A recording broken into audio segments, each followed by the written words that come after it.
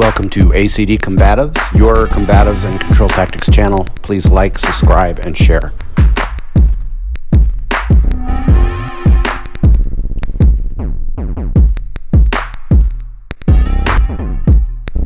Hey guys, Coach Kurt here. So this video is probably going to be a little controversial, but it is what it is. This is how I feel, and I think it's an important subject matter. As the title states, how to be a good cop and why it's almost impossible to be a good cop in today's age.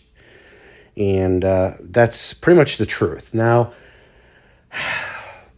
again, I'm probably gonna get some flack from fellow officers, maybe I'll be surprised and I'll get complete opposite. I'm going to say things like the agency and this and that, or command staff. No one understand that I'm not talking about, generally speaking, and we'll get into this, the chief of police, the sheriff, the director of law enforcement, the warden, whatever title the head cheese he or she goes by, it is above their pay grade.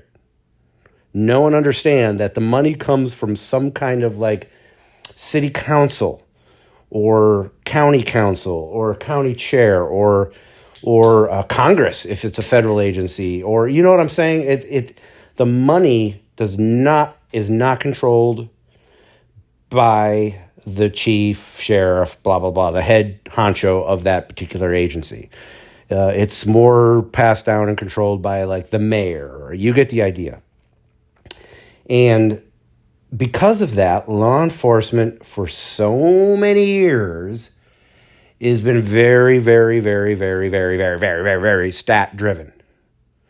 That's why you might see, for example, in any particular given urban environment, all of a sudden the speed signs will come up, and then you'll see cops work in that area. And now on face value, that looks, well, okay, so they've had a lot of speeders in there. And that's very true. But also, a lot of times, that's revenue. That's a great revenue for a city.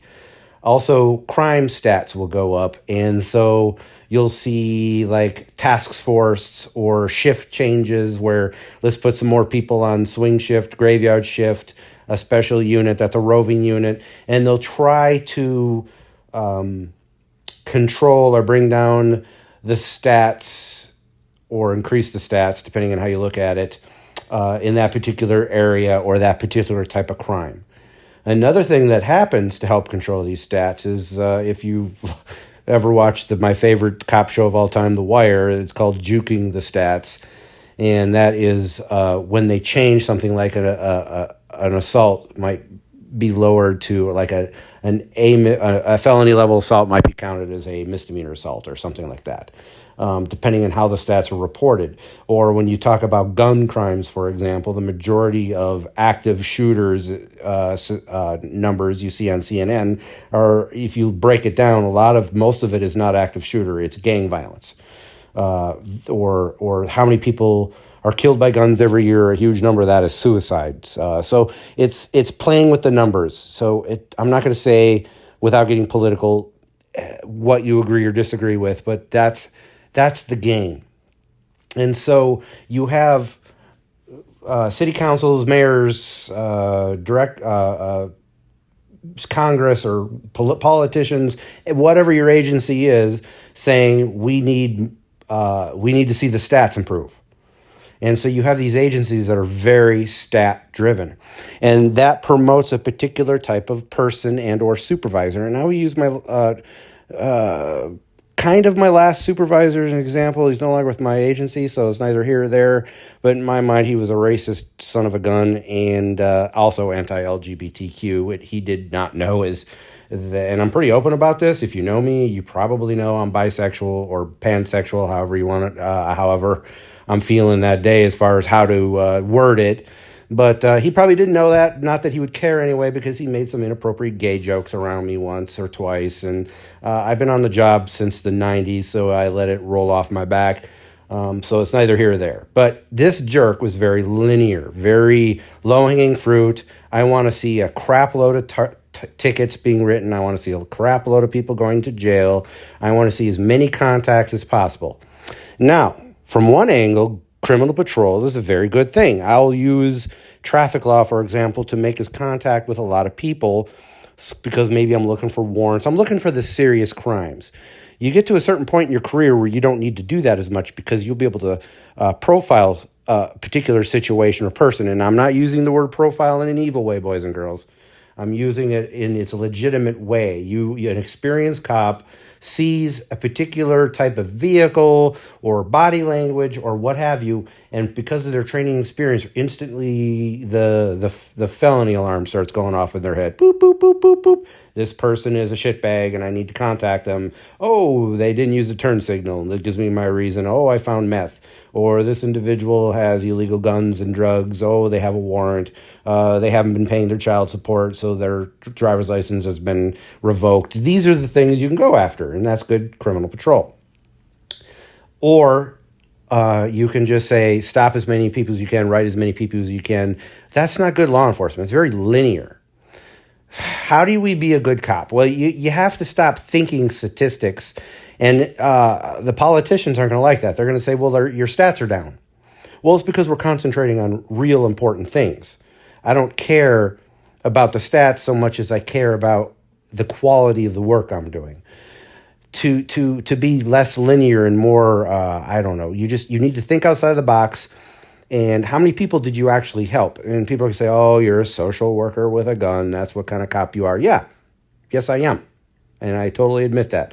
I don't care how many people I take to jail, how many tickets I write, so much as I care, I got her out of that troubled home and now she's at a shelter because she was a battered woman, and to be able to finally give her the attention or strength she needs to get out of that bad setting, that was a win. That's good police work. You may not see any stats that fit that profile, though, because you're too busy just doing good police work. You don't care about the exact stat that fits into. Or you've taken another drunk driver off the road. That's good police work, because how many lives did you save? This is the kind of things I'm talking about.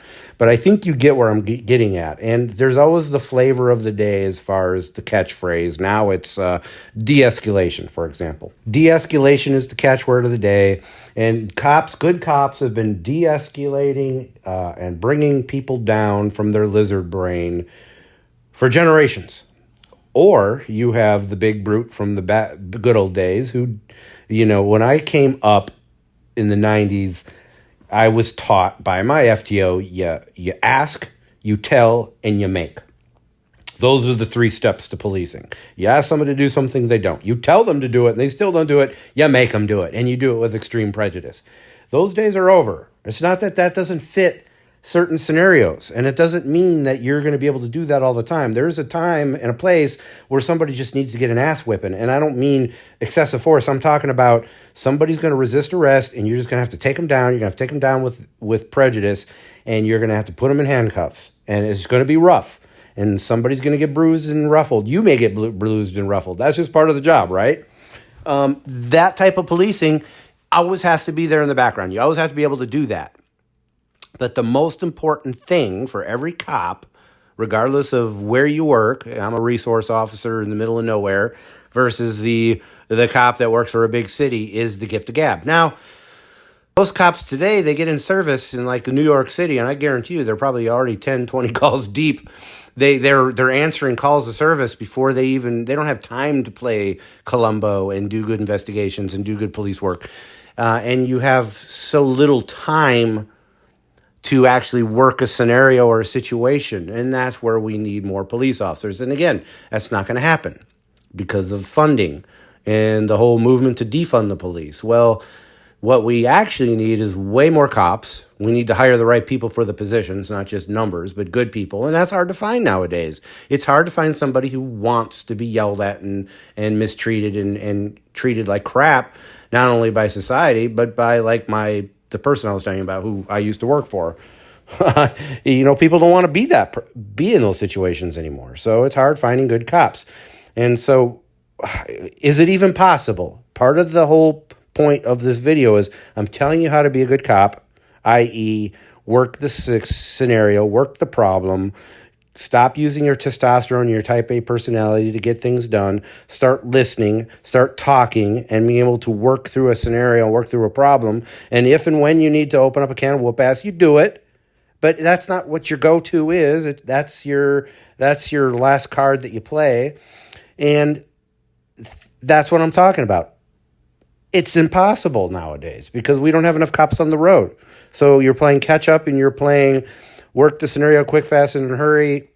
No good counselor, if you're a social worker or a counselor with a gun, can fix a problem in 10 minutes that took 13 years of bad marriage and drug use to get to. It's not going to happen. So I have the answer, how to be a good cop. And then the whole other aspect of this video is it's impossible nowadays. So I don't know what the solution is. It's definitely that a bad time to be a police officer, and it's a bad time for America because they're making it so impossible for cops to do their job because it's a political game, it's a money game, and it's a lack of resources game. Anyway, I hope I made my point. If you want to get into law enforcement nowadays, terrific. Hopefully you're doing it for the right reasons. Thanks. Take care. Stay safe. Like, subscribe, and share. Let's roll. Hey, let's be careful.